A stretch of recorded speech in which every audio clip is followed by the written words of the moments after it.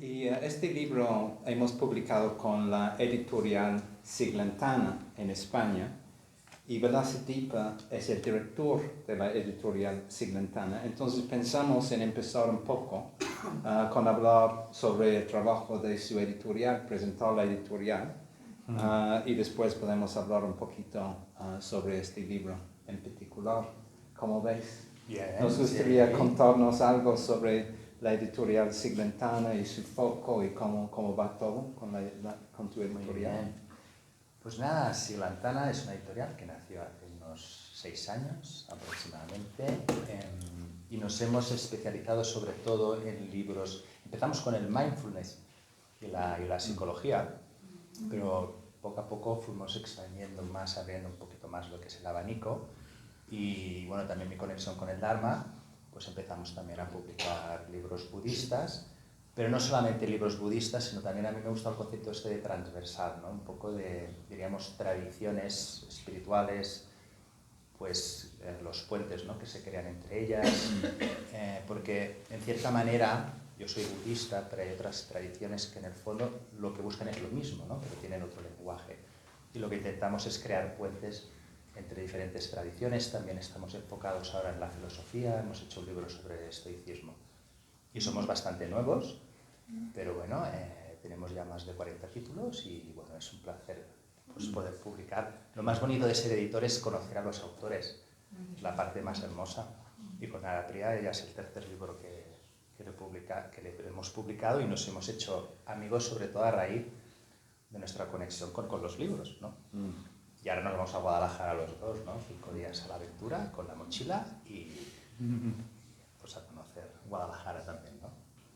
Y Siglentana ha publicado varios libros de un monje que se llama Analayo, que ha explorado mucho el tema de atención plena como mindfulness y el Sutta Satipatthana, sí, ¿verdad? Y también ha publicado varios libros por miembros de nuestro orden, pues libros propios, pero también un libro de Sangharakshita publicaron, ¿no? Sí. Vivir con bondad. Vivir con bondad, y varios otros de Vimalasara, ¿verdad? El libro sobre las adicciones. Entonces varios, incluso tenemos algunos, no tantos, pero hay 2 o 3 títulos en la tienda que son libros de Siglentana. Y a la vez, si les interesa más, también se puede encontrar los libros en línea y se puede comprar ebooks, ¿verdad? Creo que estoy haciendo tu... Sí, y dentro de poco espero que en Guadalajara encontremos un distribuidor para México, que es el único país que me falta importante de Latinoamérica, y que puedan estar aquí los libros, ¿no? Muy bien. ¿Qué implica encontrar un distribuidor? Un distribuidor, diríamos, es la empresa que te distribuye los libros por todo el territorio. Yo, por ejemplo, tengo un distribuidor en España, que es Machado, tengo en Argentina, tengo en Colombia, tengo en Chile, y me falta México. Y en parte mi viaje a Guadalajara es para encontrar un distribuidor que pueda distribuir nuestros libros. Que pueden vender a cambio o como tiendas así. Que venden a las librerías. Sí, exactamente, librerías y centros comerciales y un poco. Y es un poco esto, porque estoy aquí en México, aparte de también de estar con mi amigo Ara Priya. Que es un amigo, también lo quiero comentar, que es muy amigo mío, pero solo es la segunda vez que nos vemos, la tercera. Hemos estado horas platicando, pero siempre en una pantalla. Es muy bonito, ¿no? De repente verlo aquí. Carne y huesos, existe. Sí. No, ya lo conocéis, ¿no? Es un gran amante también de la filosofía y, bueno, del arte en general. Pues ya, a mí me gustaría felicitarte mucho por el trabajo de la editorial Siglentana, porque tenemos una pequeña editorial aquí que se llama Editorial Dharma Mega, que más que nada está publicando traducciones de libros de nuestro maestro Sangharakshita.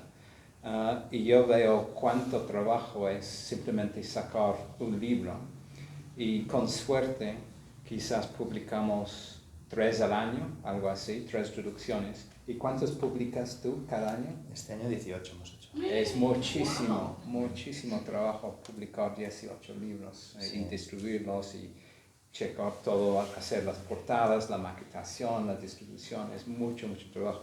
Y él trabaja como un loco, he notado eso, ¿no? Trabaja mucho. Pues no como un loco, pero trabaja. Hay momentos que sí, ¿eh? Es impresionante, sí, felicito.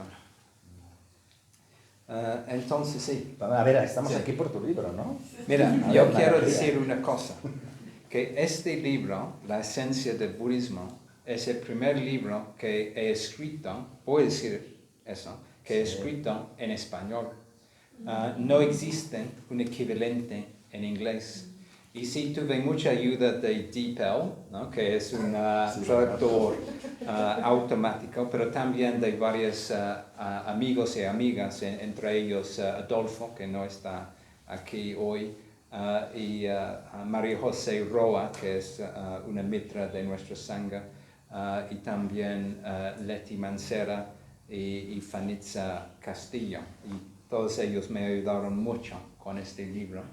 Para que yo pienso que más o menos lea como español, y ustedes van a decidir, pero era un proceso muy interesante para mí, porque noto que tengo una voz distinta en español que mi voz en inglés, entonces realmente para mí no funciona simplemente traducir algo del inglés al español, porque después leo el español y no me parece, no comunica de la manera en que quiero comunicar en español. Entonces realmente la manera de escribir ese libro era hacer varios borradores, porque a veces tuve algo de texto en inglés, puede ser, entonces lo traduje quizás usando un traductor automático, pero después vi que lo que comunicaba no era lo que quería comunicar, entonces lo reescribí de nuevo, el texto, y después otra persona, usualmente María José, checó todo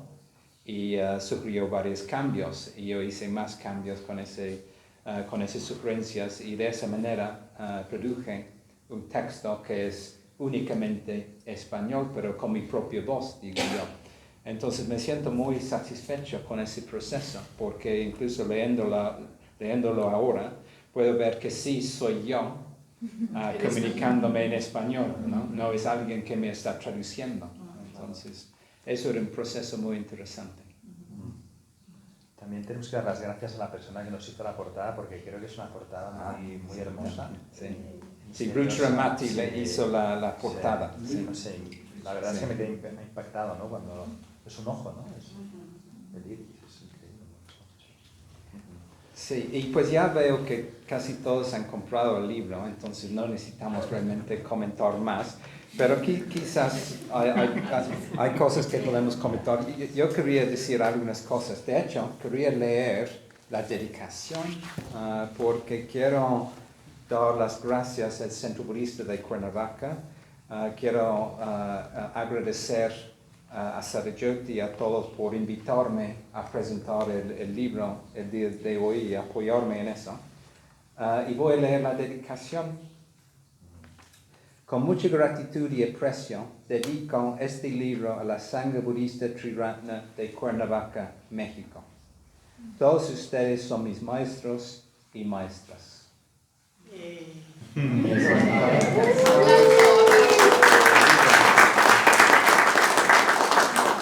Y antes de la sesión estaba comentando un poco creo que era con Blanca, sobre la manera en que varias de las reflexiones que salen en el libro, quizás algunas de ustedes van a reconocer porque han salido en varias charlas que he dado durante los últimos 2 o 3 años. Había ciertas charlas en particular que impartí que forman como la marca, digamos, la estructura del libro. Entonces realmente mi participación en la Sangha aquí me ha ayudado mucho a fomentar las reflexiones que son el libro ahora. Y también quería hacer una cita de Iris Murdoch, si me permiten. Iris Murdoch no está en el libro, entonces es extra, digamos. Iris Murdoch era una filósofa británica y también novelista. Y creo que ese sale en una de sus novelas, y ella dice lo siguiente: nuestras acciones son como barcos que podemos ver zarpar y no saber cuándo ni con qué cargo volverán a puerto. Y pienso que un libro es muy así, ¿no? Es como el libro sale al mundo, ¿no? Sale al mar, podemos decir, y quién sabe dónde va a llegar, quién sabe quién va a leer el libro, quién sabe qué impacto el libro va a tener en alguien, quién sabe si alguien va a leerlo o nadie va a leerlo, o quizás algo va a leerlo y decidir, ya quiero ser budista, no quiero hacerme budista, no sabemos. Pero espero que algo, ¿no? Espero que algunos lo lean y que aprenden algo, entienden algo sobre el budismo a través de leer el libro. Eso es mi esperanza, ¿verdad? Y pues también me estaba preguntando para la presentación, de cierta manera es un acercamiento al budismo, ¿no? Y es un acercamiento que puede ser adecuado para alguien que no sabe nada del budismo. Obviamente todos ustedes saben algo y también es relevante, pero puede ser una primera aproximación. Y yo me pregunto, ¿el mundo requiere otra introducción al budismo?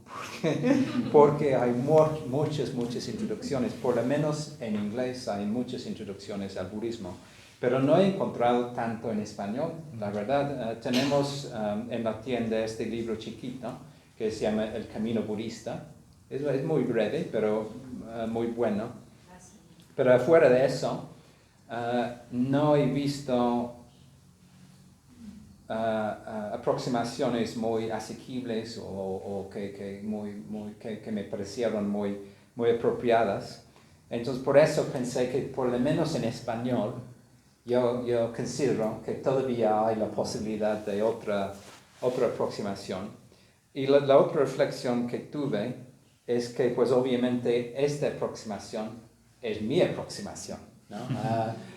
Y cuando uno piensa en la idea de un libro que aborda un tema de manera en general, uno puede pensar que hay solo una manera de acercarse al tema, que hay cierta información, digamos, y uno junta la información, se coloca la información y hay como un artículo de Wikipedia o algo así, ¿no? Pero pues no es así, más bien un libro expresa la visión de la persona que lo escribió, su forma particular de entender el mundo, de ver el mundo, y en este caso la forma particular en que yo entiendo el budismo con las influencias que yo tengo a través de vuestro orden y vuestra comunidad y más específicamente vuestro maestro Sangharakshita. Y voy a pausar para ver si Vilasadipa quiere decir algo o preguntar algo. No, Porque sí, dime. Bueno, que es interesante, es un libro de Dharma, ¿no? Pero empieza con un ornitorrinco, ¿no? El libro. Sí. Sabéis lo que es un ornitorrinco, ¿no? Un animal muy peculiar, ¿no? Entre Sí. mamífero, no se sabe, un reptil. Y en un momento vamos a escuchar la lectura, pero solo quiero contar la historia, ¿verdad? Que estaba contando contigo. Cuando tuve como 18 años, estaba un estudiante en la universidad en Leeds y por alguna razón los ornitorrincos me llamaron la atención y en ese momento también me interesaba un poco la cultura aboriginal, se llama, de Australia. Aborígena de Australia. Y estaba, no sé si fui a una exposición de arte o algo así, pero quería hacer mi propia pintura, ¿no? En ese estilo. No pinto para nada, ¿verdad? Pero en ese momento quería hacer algo.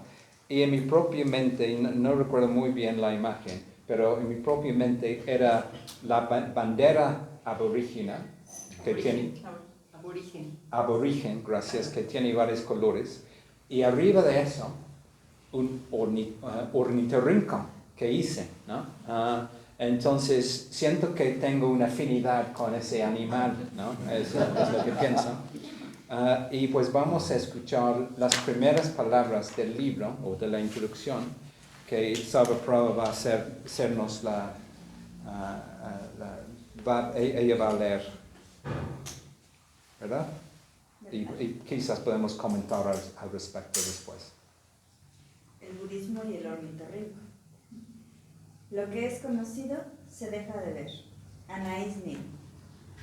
Cuando nos encontramos frente a algo desconocido, intentamos enmarcarlo y clasificarlo en categorías o conceptos que ya manejamos, es decir, a través de lo que ya nos es familiar. Ponemos atención a sus similitudes con lo que ya hemos visto, analizado y catalogado. Es un proceso natural, inevitable y hasta necesario. En este sentido, es pertinente considerar ese animal tan espectacular y único que es el ornitorrinco y que se encuentra solamente en los territorios del este de Australia. Según la historia, cuando los europeos descubrieron por primera vez el ornitorrinco, no podían creer que perteneciera al mundo natural. Incluso pensaron que se trataba de un fraude. El ornitorrinco iba más allá de las categorías de clasificación y comprensión vigentes en aquella época. Este animal está cubierto de pelo como muchos mamíferos, pero tiene un hocico en forma de pico de pato. A la vez, pone huevos como reptil, pero alimenta a sus crías. Los machos tienen un espolón en las patas posteriores que libera un veneno. Es acuático y por eso tiene cola como un castor. Hoy en día se clasifica el ornitorrinco como un monotrema, un mamífero que conserva características reptilianas. Cuando nos enfrentamos a una circunstancia similar, lo nuevo y desconocido puede provocarnos incomodidad, confusión y hasta rechazo. No sabemos dónde encajar un fenómeno insólito y eso nos inquieta. Nos tranquiliza pensar que podemos dominarlo y conocerlo todo, incluso que tenemos una visión panóptica. Por eso, algo que es ajeno e incomprensible se presenta como una amenaza, un reto al mundo interpretado. En lugar de provocar curiosidad, muchas veces incita rechazo, por lo menos hasta que no hayamos encontrado una manera de hacer encajar ese nuevo objeto en categorías conocidas, hasta que no lo hayamos domesticado a nuestro lenguaje. El mismo tipo de curiosas reflexiones que aplicamos al ornitorrinco podemos aplicarlas también al budismo mientras nos acercamos a sus enseñanzas, prácticas y formas culturales. El budismo enfatiza la reverencia y la devoción, aunque no cree que haya un Dios. Promueve la purificación ética, pero no maneja ni la culpa ni el castigo. Recomienda el desapego, pero no obstante, valora la compasión. Y aunque nos dice que no hay un yo, afirma sin embargo que podemos alcanzar el despertar hasta incluso alcanzar el nirvana. ¿Cómo dar sentido al budismo?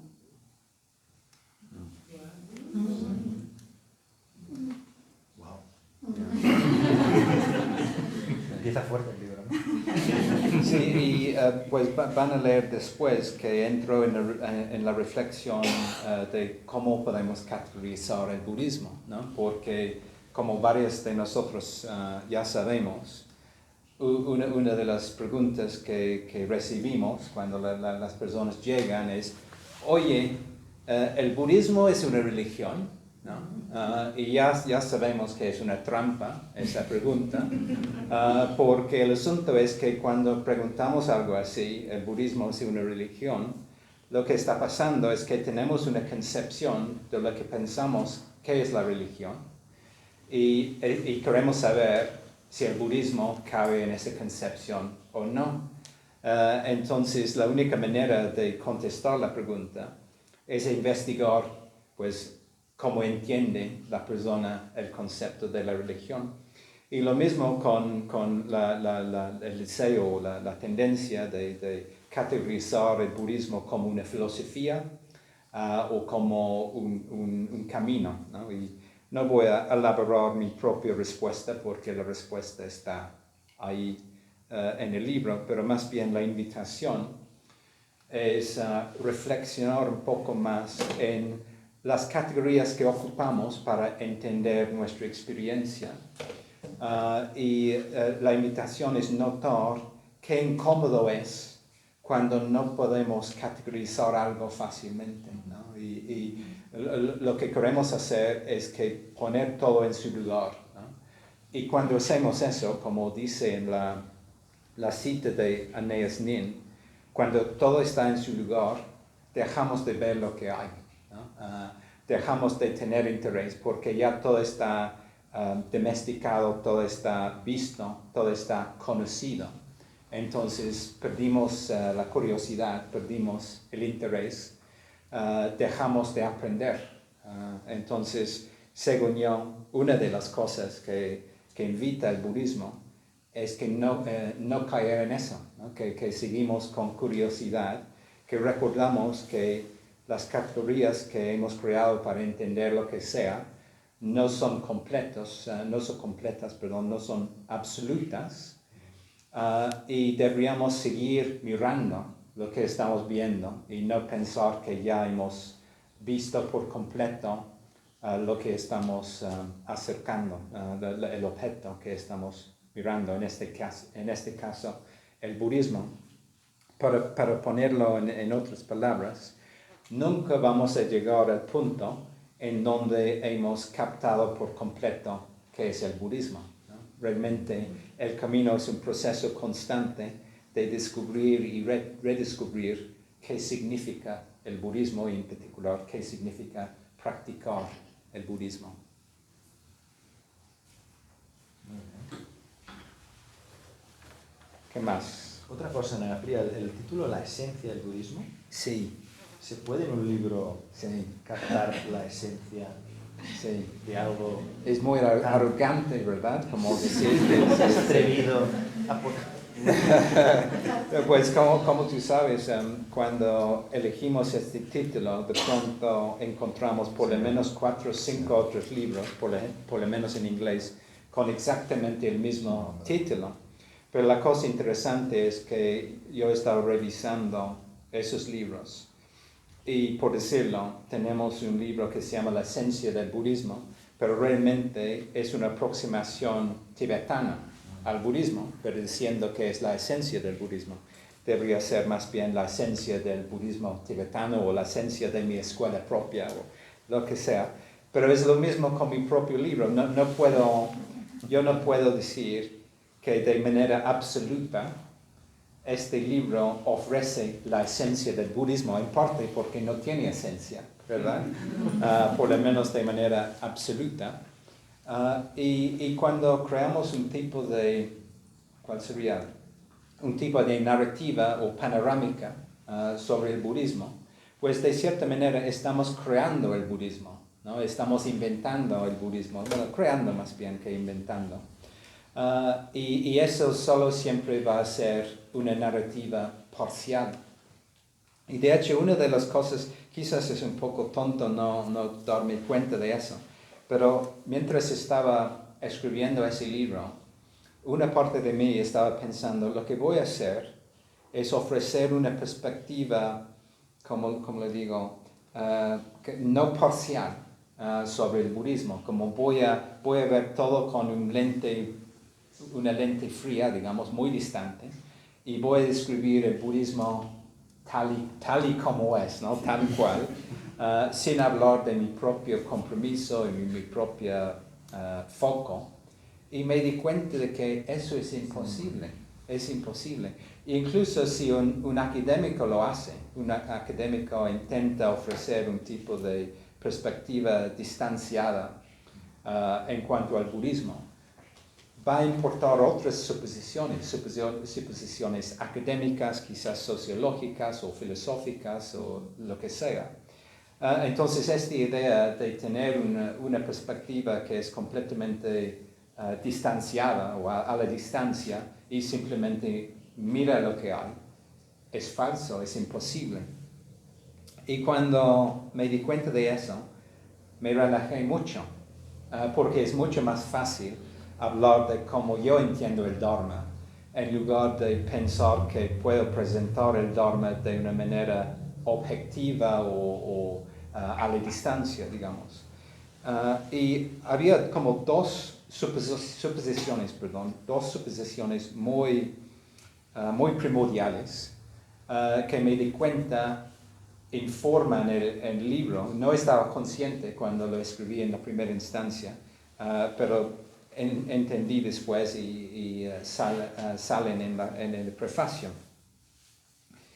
La primera suposición o la primera afirmación es que el budismo forma una unidad. Y esa suposición, seguramente van a saber, viene de nuestro propio maestro, Sangharakshita. No es mi propia percepción, es su propuesta, y yo estoy siguiendo su forma de pensar. Entonces, incluso esta afirmación, que el budismo forma una unidad, es una perspectiva particular. No todos los budistas piensan de esa manera, y por lo menos durante la historia del budismo no han pensado de esa manera. Incluso hoy en día, seguramente van a encontrar algunos budistas que dicen que esta otra escuela por ahí es falso, digamos. No es el budismo verdadero, sino nuestra escuela, lo que sea. Nuestra escuela es la escuela verdadera. Entonces, si encontramos sectarianismo en el budismo como en cualquier otra tradición, entonces esta visión que el budismo forma una unidad es una de las percepciones particulares de nuestro maestro Sangharakshita. Y muy brevemente voy a tocar dos aspectos de esta unidad del budismo. La primera es lo que yo nombro una unidad genealógica. Quiere decir que todas las escuelas de budismo tienen su origen en el Buda, ¿no? en el Buda de la India. Entonces, el Buda de la India, como todos sabemos, murió hace mucho, más o menos 400 años antes de la era común. Y después de su muerte, el budismo empezó a viajar a varios países por Asia, y varias escuelas surgieron, ¿no? Y si hoy en día veis, por decirlo, el budismo tibetano o el budismo de la tierra pura, y solo veis en aislamiento esas tradiciones, a veces puede ser muy difícil ver qué tiene que ver con el Buda histórico, el Buda de la historia. Pero a través de un entendimiento del crecimiento o el desarrollo durante la historia, se puede ver esa trayectoria, digamos, ese proceso de crecimiento y desarrollo. Entonces me parece que esta observación, que el budismo tiene una unidad genealógica, nos ayuda un poco a apreciar todas las escuelas que han surgido y ver hasta cierto punto por qué tienen la forma que tienen, por su desarrollo a través de la historia. Y la otra forma de unidad, hablo de varias, pero otra es lo que podemos nombrar una unidad doctrinal.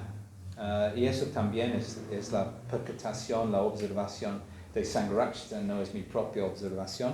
Y en particular habla de ese tema en su libro Una panorámica del budismo, donde él introduce un concepto que él nombra el budismo básico, o los fundamentos del budismo. Entonces él considera que realmente los fundamentos del budismo encontramos en la enseñanza del Buda en sí, ¿no? Entonces estamos hablando de enseñanzas como las 4 nobles verdades, como Pratitya-Samutpada, ¿no? la dependencia interdependiente, ¿verdad? O surgimiento interdependiente, perdón. Los preceptos, etc. Y mientras las escuelas atrás no siempre hablan explícitamente en términos de esas enseñanzas, se puede ver como subyacente o que subyacen las escuelas después. Entonces podemos ver además de esta unidad genealógica, podemos ver una unidad doctrinal que conecta todas las tradiciones a través de la historia. Y eso nos permite, o como yo lo hice, por ejemplo, en mi libro, otro libro, La promesa de un mundo sagrado, entender cómo el budismo de la tierra pura de Japón del siglo XIII, cómo conecta con las enseñanzas del Buda del siglo V antes de la era común, ¿no? Porque en la superficie parecen muy, muy diferentes. Entonces, eso era la unidad del budismo, ¿verdad? Es una respuesta muy larga. Voy a terminar ahí, no voy a mencionar el otro foco porque pueden leerlo. ¿O sí, debería mencionarlo? Es la centralidad de ir a refugio a las tres joyas, ¿verdad? Que realmente eso es el eje central del libro, la esencia del budismo, la suposición de que alguien se convierte en budista a través de ir a refugio a las tres joyas. Y esa afirmación o esa observación que todos sabemos, no siempre la gente ha pensado así. Y hay muchos budistas, incluso hoy en día, que tienen confusión al respecto. Entonces, otra contribución muy importante de Sangharakshita es esa afirmación que lo que nos hace budista es ir al refugio a las tres joyas. Y precisamente por esa razón, la primera mitad del libro trata de las tres joyas, ¿no? Es una exploración de las tres joyas. Y la segunda parte, solo para que sepan, es una exploración breve del camino triple, ¿no? Entonces tenemos las tres joyas y el camino triple. No es nada original, pero me parece bastante relevante y útil a pesar de eso.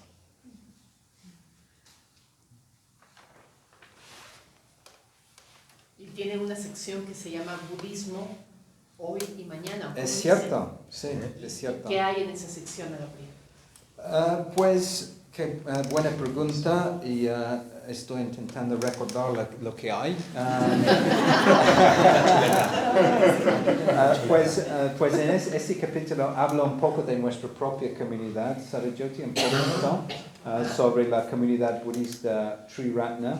Y también hablo un poquito sobre la figura de Dr. Ambedkar. No sé si todos conocen de esa figura, pero es una figura súper importante, quizás una de las personas más importantes del siglo XX, aunque es mucho menos conocido por el momento que Gandhi, pero yo digo que deberían renombrar la cadena de librería, ¿no? De librerías Ambedkar,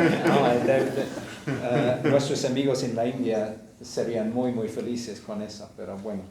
Entonces, Dr. Ambedkar se convirtió al budismo en los 50 y después millones de sus seguidores también se convirtieron al budismo, y nuestra propia comunidad desde los 70 empezó a enseñar el budismo ahí en la India, y hoy en día nuestra comunidad, la comunidad budista Triratna, en la India realmente es nuestra ala más grande o nuestra área más grande de nuestra comunidad. Ojalá que un día puedan visitar. Y también hablo un poco de la manera en que hoy en día hay una tendencia de secularizar el budismo, sacar varias prácticas, en particularmente prácticas que tienen que ver con la meditación, o que tiene que ver con el cultivo de atención plena, o como ya se llama mindfulness, incluso están ocupando el inglés, ¿no?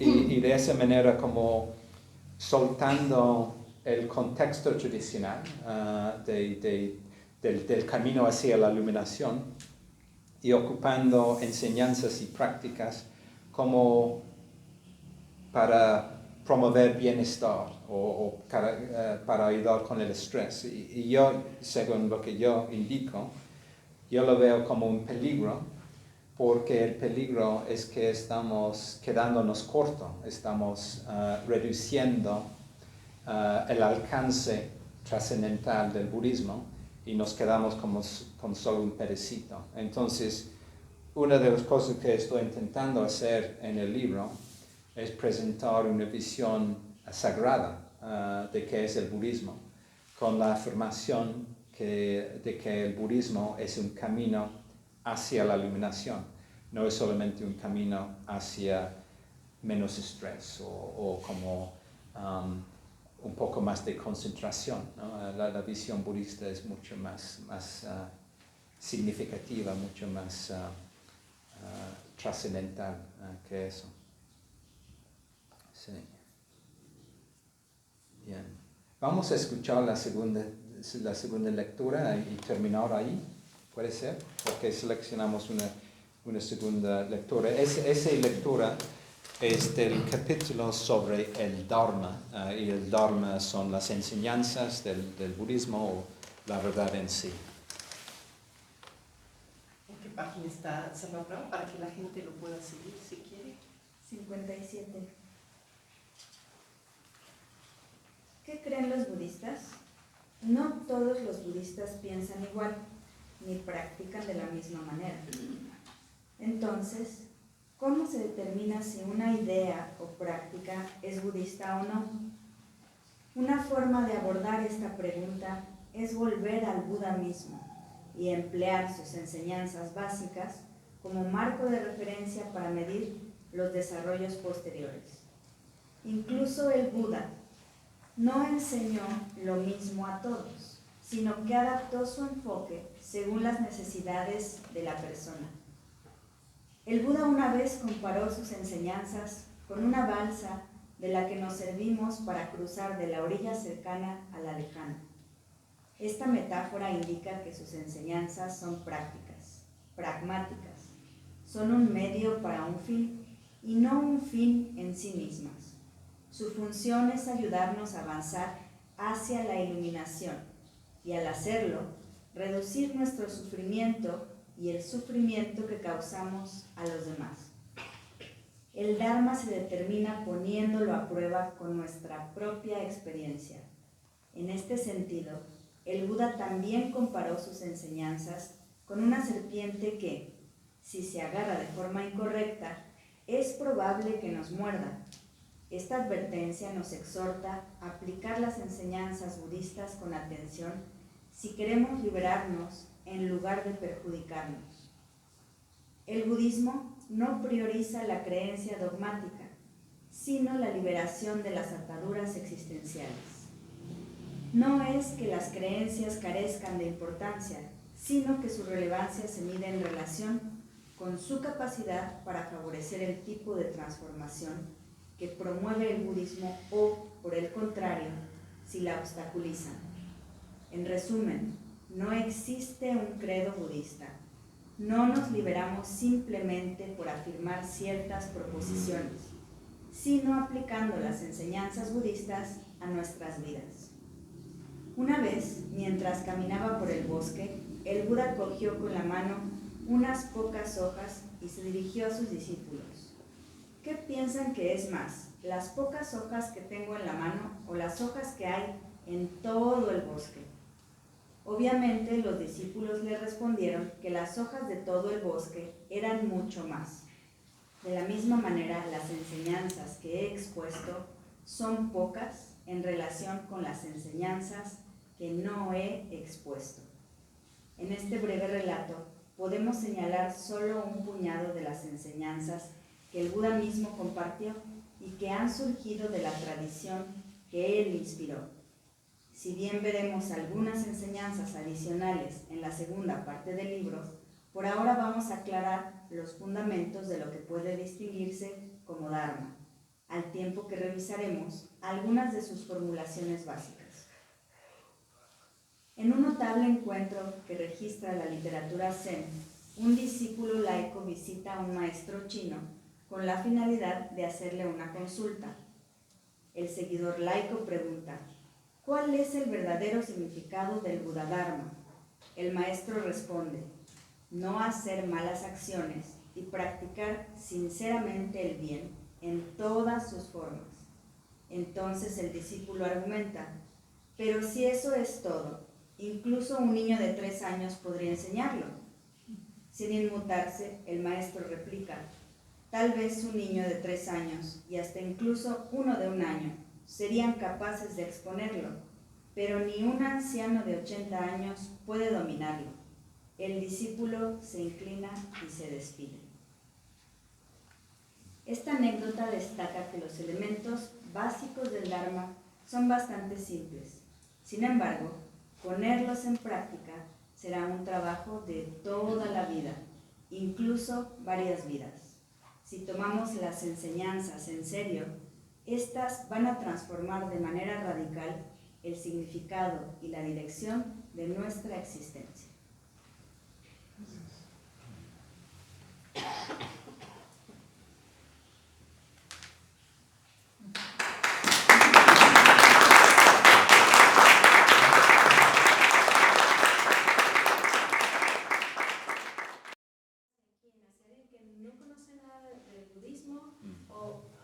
Hay muchos libros, incluso de introducción al budismo para budistas, porque no es tan fácil que lo entiendan como las personas que tienen acercamiento. Yo encuentro esas preguntas muy difíciles, pero mientras me preguntas puedo recordar que una de las personas en que estaba pensando era Laura, que es una amiga de la Sangha, de esta Sangha, y yo ella estaba funcionando como un tipo de punto de referencia, como alguien que puede leer el libro, e incluso ella leyó algunos de los primeros borradores y me ofreció algunos comentarios, entonces a veces dijo algo como, eso me parece muy complicado, o lo que sea, y cuando dijo eso para mí era una advertencia para simplificar o soltar algo que quizás no era relevante, y eso era una de las maneras en que encontró, digamos, la lectura, ¿no? La persona que va a leer. Pero,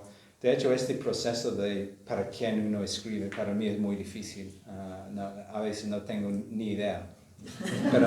Pero me gustaría pensar que ese libro, alguien que no sabe nada del budismo puede leerlo y sacar algo de significado, pero también alguien que está en el camino y sabe algo, también puede sacar algunas reflexiones sobre su propia visión de qué es el budismo. Ojalá, pues tú vas a ver en el qué piensas.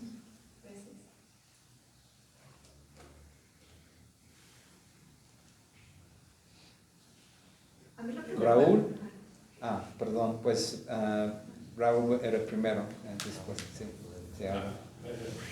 ¿Crees que tu formación académica te llevó a tener este tipo de libro con ese título medio complicado de la esencia, pero no está la esencia del libro, sino también me suena como un diálogo platónico del amor, y lo único que hace es poner todos los escenarios para no llegar a ninguna definición? Mi pregunta sería, aterrizándola, ¿qué tanto permeó tu formación en tu libro? Pues vas a ver, Raúl, que en el primer capítulo entró en una reflexión sobre si el budismo es una filosofía. Entonces yo estudié la filosofía en la Universidad de Leeds como licenciatura, y te juro que son cosas muy diferentes.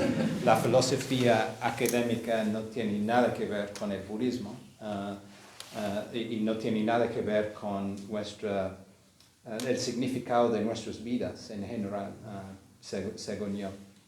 Pero también mencionó varios filósofos. Uno de ellos es Wittgenstein. Wittgenstein era de Austria. Y incluso en mi licenciatura estudié algo de Wittgenstein. Y si puedo recordar la cita bien, porque está en el libro, Wittgenstein dice algo como: la filosofía sirve para deshacer o desamarrar los nudos en nuestro pensamiento. Entonces, como es un proceso de deshacer, un proceso en que hemos caído, digamos, un proceso de complicaciones. Y si entendemos, filosofía en esos términos, quizás sí podemos ver un traslape con el budismo, porque el budismo tiene mucho que ver con conocer la mente y entender cómo estamos creando trampas con nuestra forma de pensar. Y esas trampas crean sufrimiento. Entonces, a través del budismo empezamos a pues quitar esas trampas, digamos, y pensar de una forma más clara y de una forma que promueve la felicidad. Entonces sí, hay cierta influencia, ¿verdad?, de mi formación académica, pero sí, tengo una mente curiosa, ¿no? Tengo curiosidad. Me interesa tu comentario sobre diálogos platónicos y no había pensado en eso como una marca de referencia del libro, pero suena bien, ¿no? Y tú sabes que en los diálogos de Platón nunca hay una conclusión, ¿verdad? Siempre dejan ahí y quizás al futuro van a tener otra conversación. Y yo siento que el entendimiento en general es así, nunca llegamos a un punto final, o por lo menos es mi propia forma de pensar. ¿Tu pregunta? Sí, pues más que pregunta es comentario. Yo vengo de la formación, bueno, de la Ciudad de México, apenas llevo año y medio aquí en Cuernavaca, y allá practicaba budismo, pero zen, que ahí el budismo zen yo lo veo así como haciendo más orientado a la meditación y poco a la reflexión. Entonces, ahora que llegué acá y que encontré el centro, llevo poquito de estar participando, me parece muy interesante y lo asocio así en eso de entender y comprender que decía al principio usted, que así como haciendo la asociación con la religión católica, los franciscanos y los jesuitas, ¿no? Los franciscanos más contemplativos, más a la naturaleza, y los jesuitas más la indagación, más el conocimiento, ¿no? Interesante. Entonces, ahorita lo que siento yo en esto, que lo poquito que voy conociendo es que en el Zen, sí cierto, ayuda mucho en la práctica, pero ahorita con estas dos lecturas, así como que sentí como mucho chiste, como si fueran las palomitas de maíz que hacen que dan claridad a cuestiones que para mí era que no entendía, porque como no hay tantas explicaciones, medita y en la práctica vas a encontrar. En esto sí creo que sí hay necesidad de cierto conocimiento para no perderse en ese mundo de cosas. Entonces, esto, más que dar verdades, el que no las haya, pues quiero ver por dónde va, pero al menos con estos comentarios que amablemente nos brindan, me parece muy interesante porque, es decir, son puertas, ¿no? Y vamos para muchos lados, o sea, no hay la verdad absoluta, y eso me parece muy interesante y con muchísimas más ganas de meterme a fondo en el libro. Muchísimas gracias. Gracias. Creo que una pregunta final y cerramos, ¿no? ¿Cuál consideras tú que fue el capítulo más difícil de escribir? ¿Quieres recordarlos? Con una obra de ese tipo, la introducción siempre es lo más difícil, porque la introducción determina toda la marca de referencia. Entonces hice muchos borradores de la introducción. Sí, eso es lo más difícil. ¿Esa venía ya de la versión en inglés? No, ¿O fue no, es nueva completamente. completamente? No, de hecho, casi la mayoría es nueva, pero ese capítulo desde cero, sí, realmente. Y una de, pues, no voy a decir más sobre la introducción, pero ojalá que si lean la introducción van a encontrar algunas herramientas útiles para reflexionar en cómo tú categorizas el budismo y por qué lo haces. Y quizás te va a invitar a considerar si lo haces de una forma apropiada o adecuada. Pues gracias, María, gracias.